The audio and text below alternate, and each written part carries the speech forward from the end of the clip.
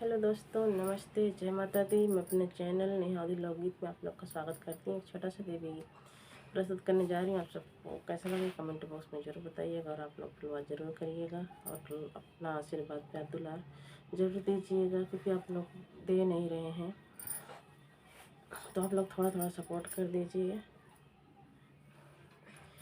निमिया के शीतली बयार हो, मैया खोला केवड़िया।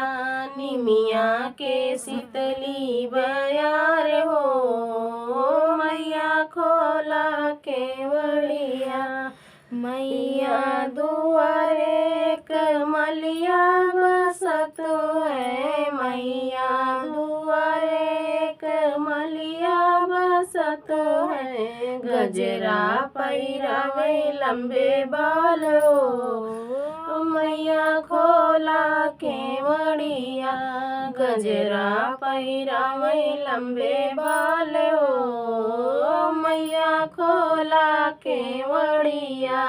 निमिया के शीतली बयार हो, मैया खोला केवड़िया। निमिया के शीतली बयार हो, मैया खोला केवड़िया। मैया दुआरे बजवा बसत है, मैया दुआरे बजवा बसत है। चुनरी ओढ़ावे लाले लाल हो, मैया खोला केवड़िया।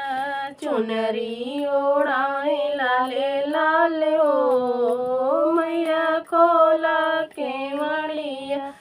निमिया के शीतली बयार हो, मैया खोला केवड़िया। निमिया के शीतली बयार हो, मैया खोला केवड़िया। मैया दुआरे एक सोनरा बसत है, मैया दुआरे एक सोनरा बसत है। नथुनी गई गले हार हो, मैया खोला केवड़िया। नथिया पैरावे गले हार हो, मैया खोला केवड़िया। निमिया के शीतली बयार हो, मैया खोला केवड़िया। मैया के शीतली बयार हो, मैया खोला केवड़िया। मैया दुआरे कहरा बसत है, मैया दुआरे कहरा बसत है। कलसा भरावे दिने रात हो, मैया खोला केवड़िया। कलसा भरावे दिने रात हो, मैया खोला केवड़िया। निमिया के शीतली बयार हो, मैया खोला केवड़िया। निमिया के शीतली बयार हो, मैया खोला केवड़िया। मैया दुआरे एक पंडित बसत है, मैया दुआरे एक पंडित बसत है।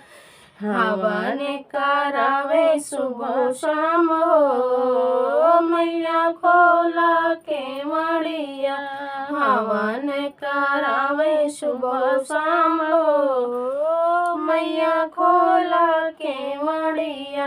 निमिया के शीतली बयार हो, मैया खोला केवड़िया। निमिया के शीतली बयार हो, मैया खोला केवड़िया।